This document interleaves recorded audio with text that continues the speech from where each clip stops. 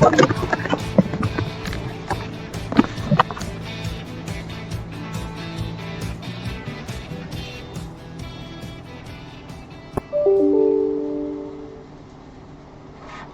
it's Jay with 1791 Actual. Thanks for stopping by. I'm going to do a little in the office tonight. Going to do a little pistol cleaning. So let's just jump right on in here. We're going to switch over to our Caso 4K can over here on the side, and so what we're cleaning tonight is a Tisas M1911A1. It's basically a GI model commander or tanker, as Tisas refers to it, the tanker. It's tanker or commander size 1911. And when we're cleaning it, we're going to use the 1791 Actual Pistol Cleaning Station. We've got a spot for our mineral spirits and mineral oil and some rods and jags, brushes. We've got a little spot down here on the end for a couple of small stubby screwdrivers. Anyway, yeah, we're not going to get too deep into that. So let's start. First thing of all, it's empty and everything's functioning properly. So go ahead and wrap her back, safety on, press down on the tip. Bring that camera up just a little bit. Yeah, excuse the mess over here on the desk. It's one of the beauty parts of this little guy here. You can pick your cleaning kit up and move it around real easy. But a lot of people use a wrench for this. I just push down on that. Make sure you don't have your face up over it. Turn that bushing. Slowly release the plug. Pull the spring out. You can see that's why this part of the tray is down here. Spin that lug around the opposite direction.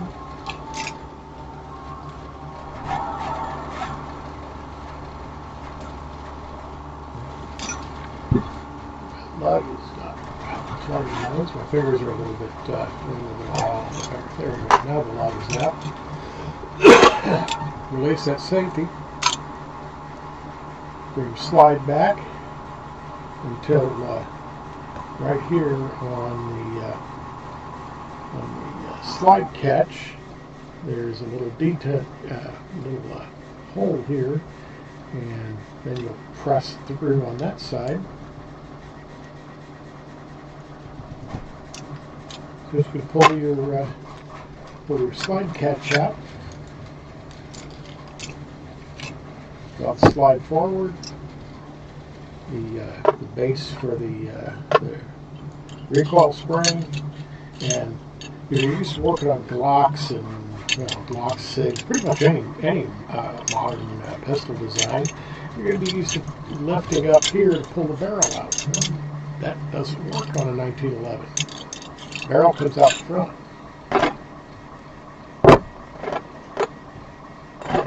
And there we have it. There you are. Everything's taken apart. Might go ahead and take. I'm going to go ahead and take these grip panels off while we're at it. And I think I'll grab these glasses and put them on while I'm doing this.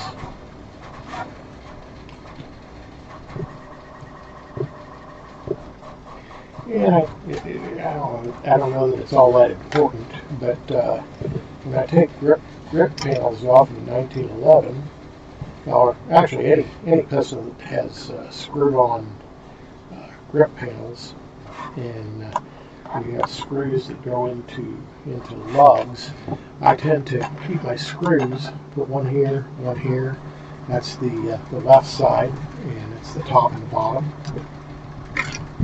Take the grip panel off, flip her over,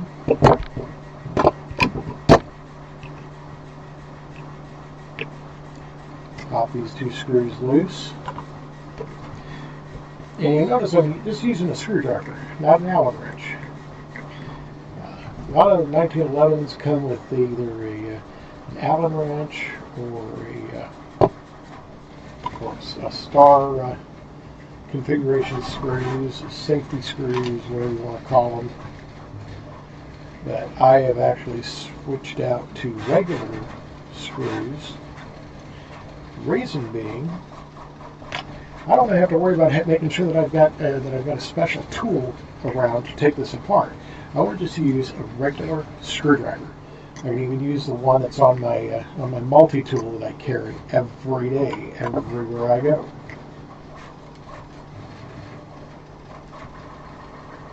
And this grip panel is a little tight, so I'll actually reach through from the other side, give it a little tap, knock him out. And I've got my top and bottom screws and my right side panel, and I really don't need to take her down any further than that to make sure that everything's nice and clean. And we're just going to give a little bit of a preliminary wipe here.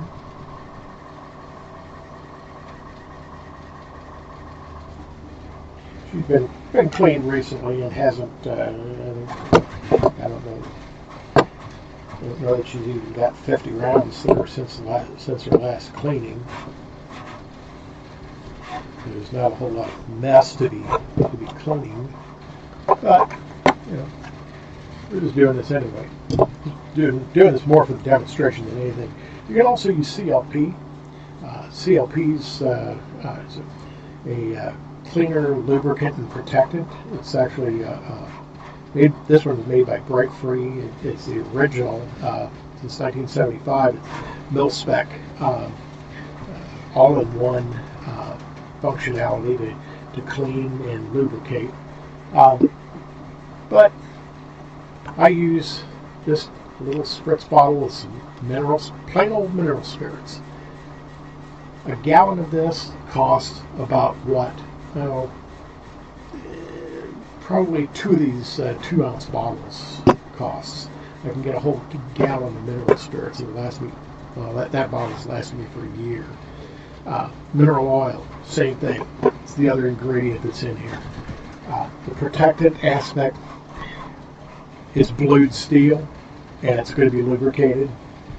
You don't really need a whole lot going on there. So I'm going to go ahead and grab a couple of these small patches.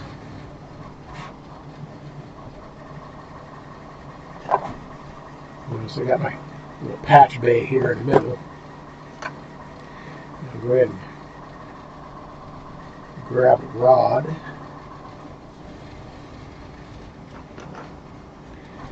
And we're going to, got the wrong one.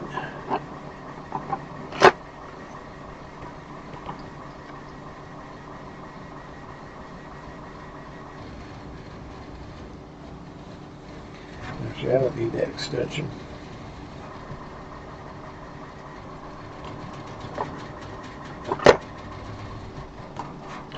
We'll go ahead and put our jag in this little short extension. And I'm going to put just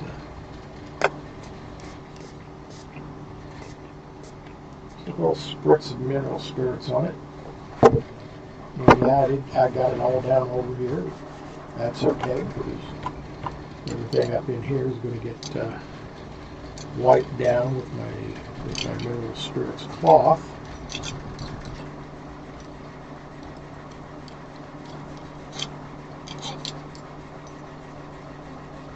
And see, by taking the grip panels off, I can actually make sure that I'm getting up inside the mag well.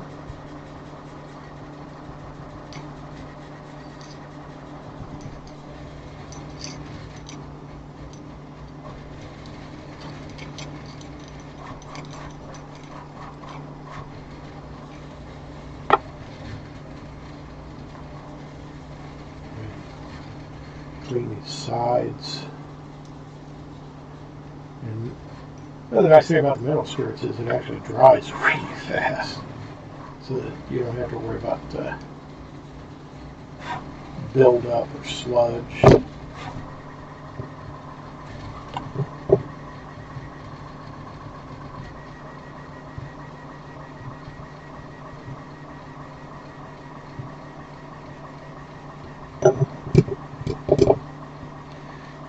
I just keep this little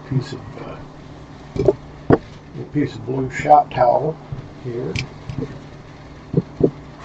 You could actually replace all those little pile of patches there with just tear up some blue shop towel, or even just some regular old kitchen grade of the paper towel. So that's all nice and clean. We'll go ahead and set him off to the side, and we're going to take a look at that barrel. And looking down in there, there's a little bit of dust, kind of dusty debris down in there. We'll go ahead and grab bigger patches for going down in there.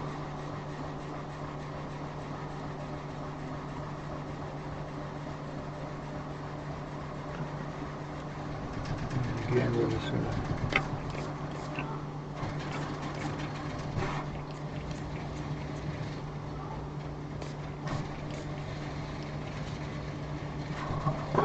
spritzes more mineral spirits on there.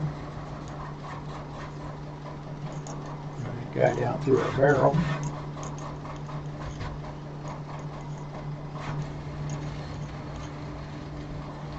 Yeah, see, I got get a little bit of crud there, but oh, that's nice and shiny in there now. Make sure we get our edges all cleaned up. Check functionality of our locking lug. Now that I've got a little bit of that metal spirits on my fingers, I'll just kind of wipe the outside of the barrel just a tad. Same thing with my smaller parts. Just kind of glance it at and make sure everything's okay, everything's clean, don't see any cracks on anything. And we'll get over here to the slide. Slide with me. Yeah. So the slide's got some crud. Slide's got some crud up in there, so.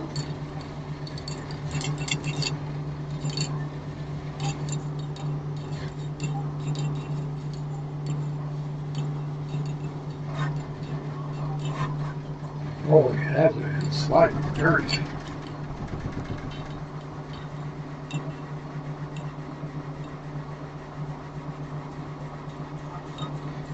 Down in there and rails and everything. One thing you want to make sure is that you don't get any oil. You can use a little bit of the mineral spirits right up in here around this firing pin face.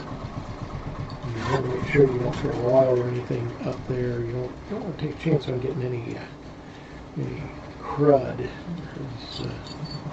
A buddy of mine used to call it schmutz down into that channel.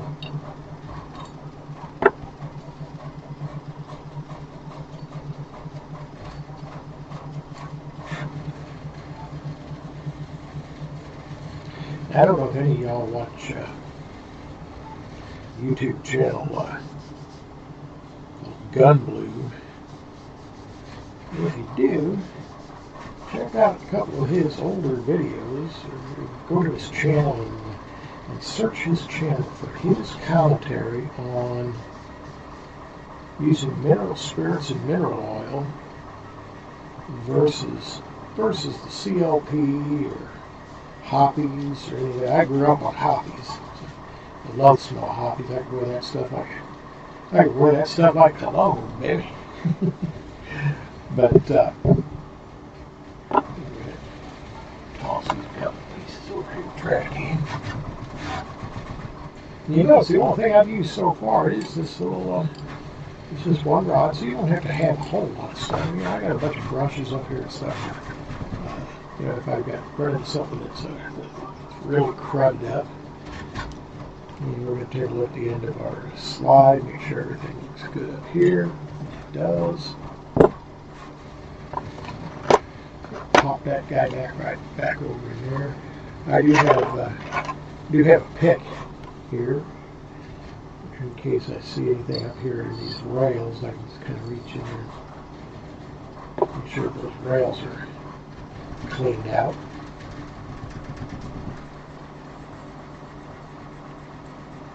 Yeah. Rails aren't dirty.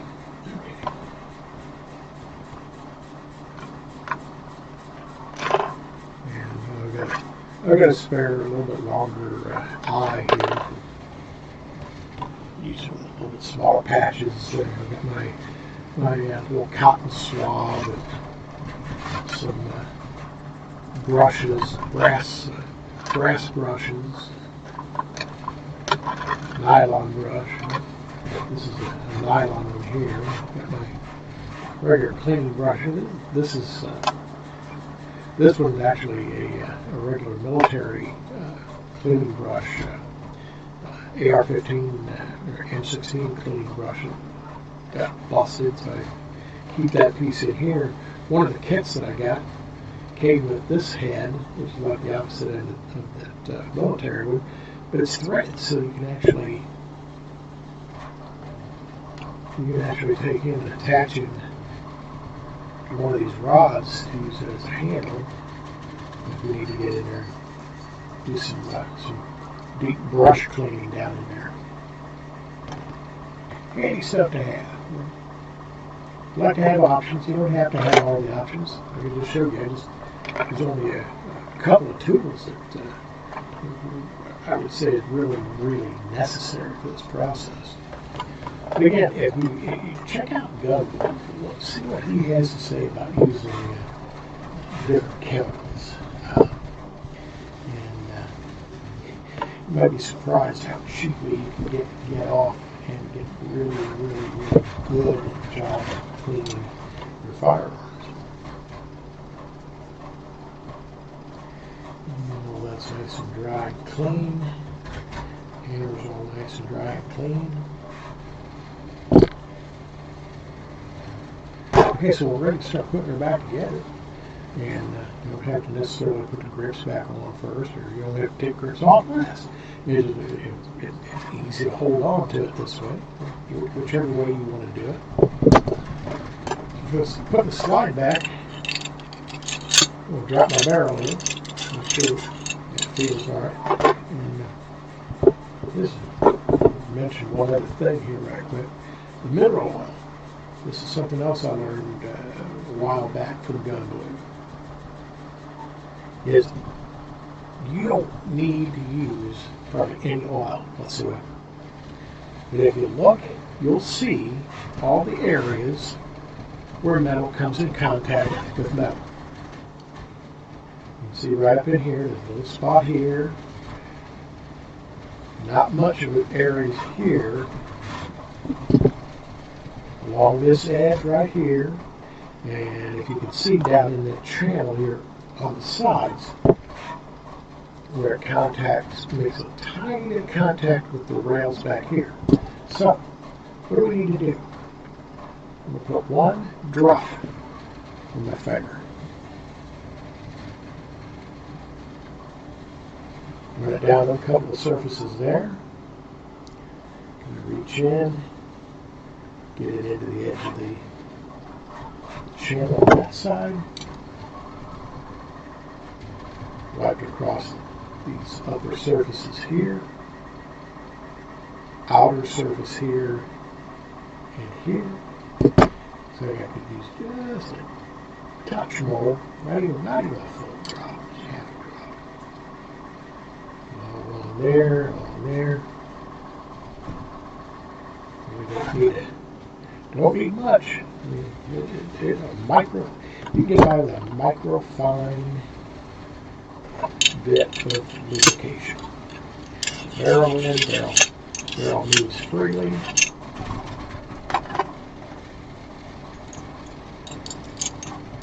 Drop in my return spring. I want to make sure that my lug is kind of sticking up here. And a lot of people, when you put them together, putting the other pistols back together, a lot of the flip the slide over. I find it's actually easier in 1911 to come at it upside down until you get it started.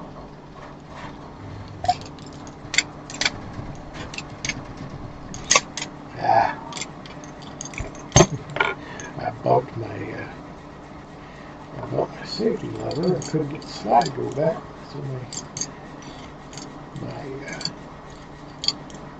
recoil spring base guide rod got hung up.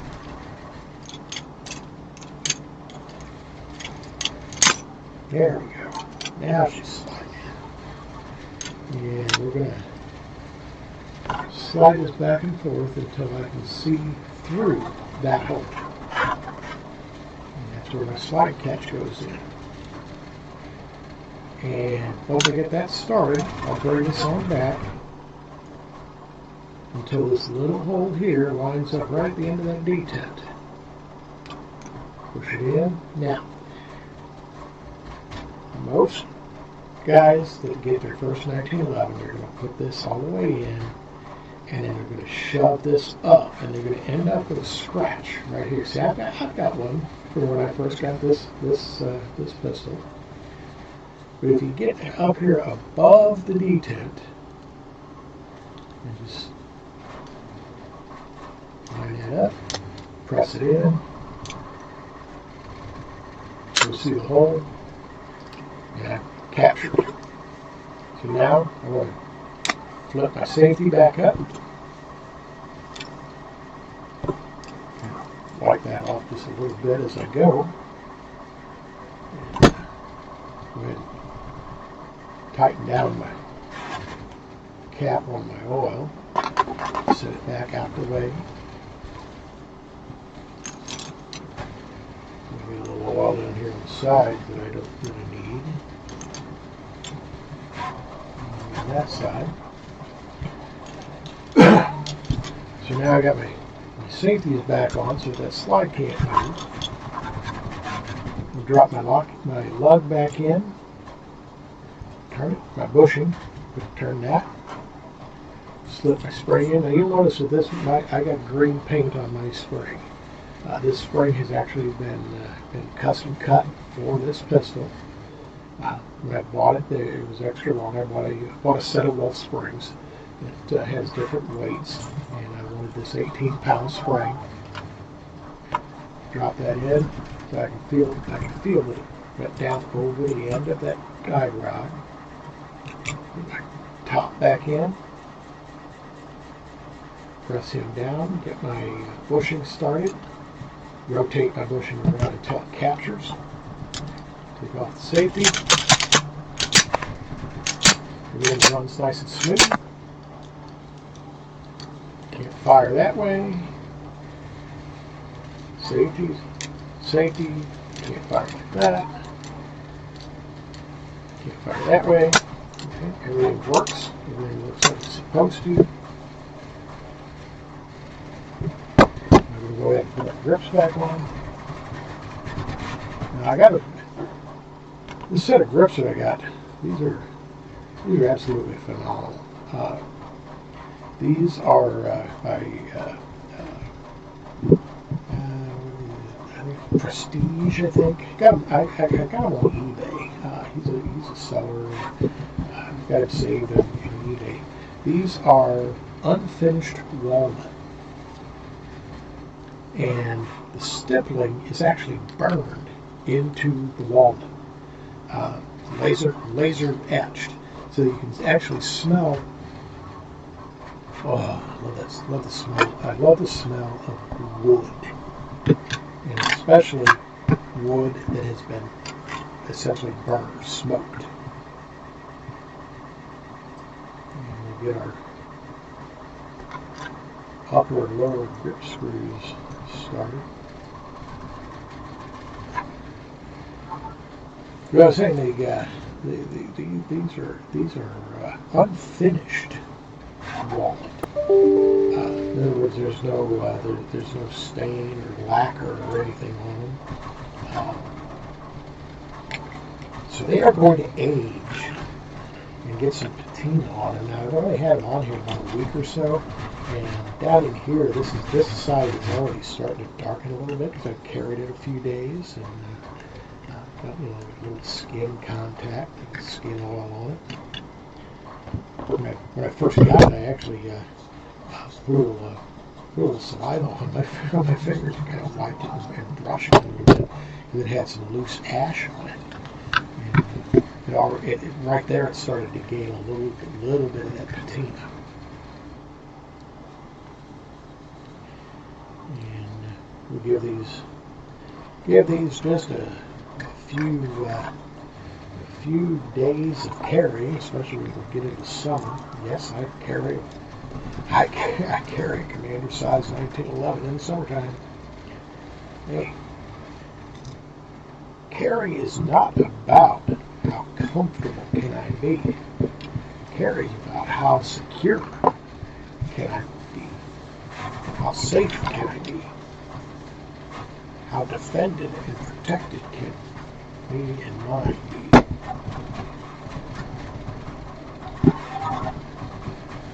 You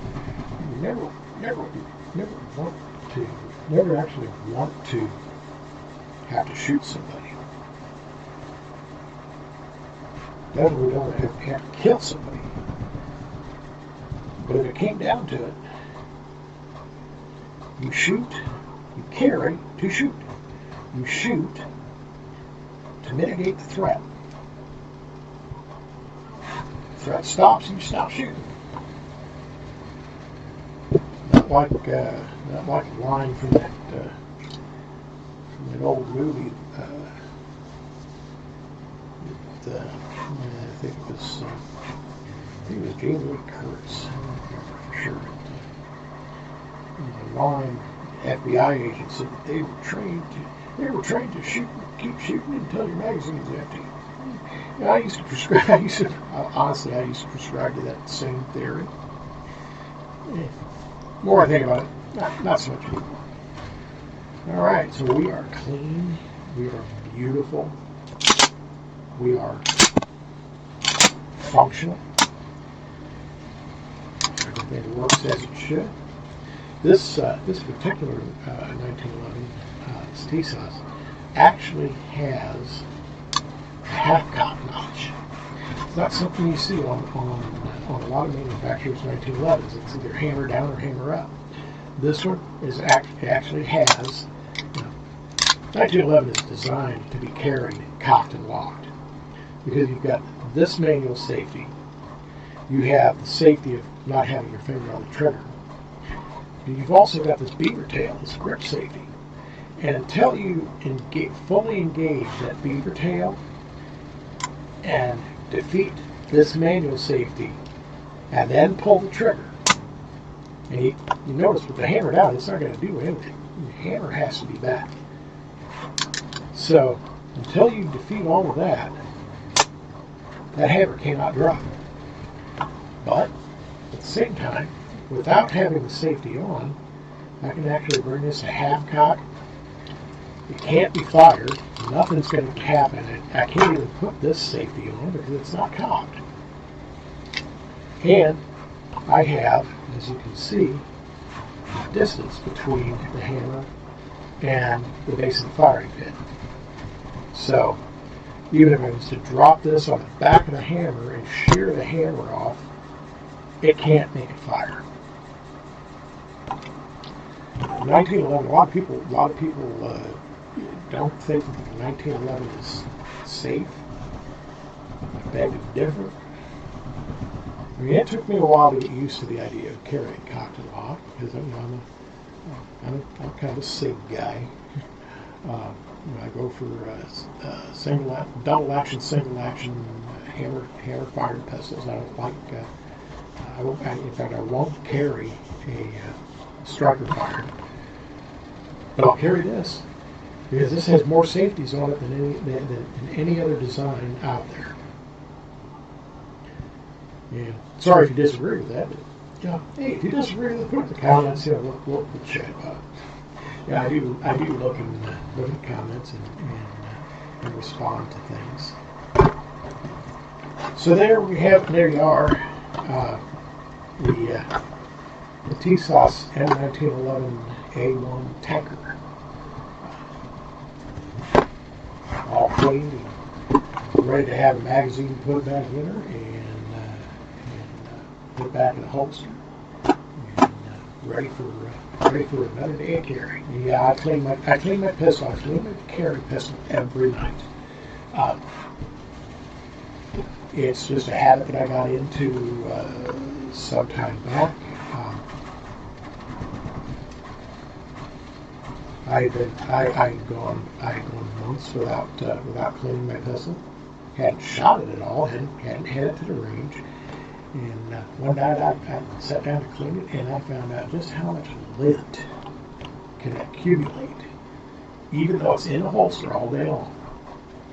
It's amazing how much lint you can accumulate with just in a heartbeat. So I appreciate you stopping by. I appreciate all my followers. And like I said, I appreciate the comments. I do respond to comments. This pistol cleaning set doesn't have any tools. I don't have any of this stuff back here included with the tray, just the tray with the holes and everything. That's out there on my eBay channel in my store. So that's available, and we will soon be offering. Right now, I have been prescribing to the Henry Ford philosophy as far as colors to make a gamble. His philosophy, the original Model A was folks asked people want different colors, and Henry said, well, they can have any color they want so long as they like black. So right now, most of my stuff that's out there is in black tone, but I will soon be offering more colors as time goes on. Because of the brand of filament that I've been using that I really like, we're going to end up somewhere 20 to 22 different color availabilities for pretty much anything that we offer for sale. So I hope you keep up with that. And again, thanks for stopping by. And until next time, God bless, and see you on the other side.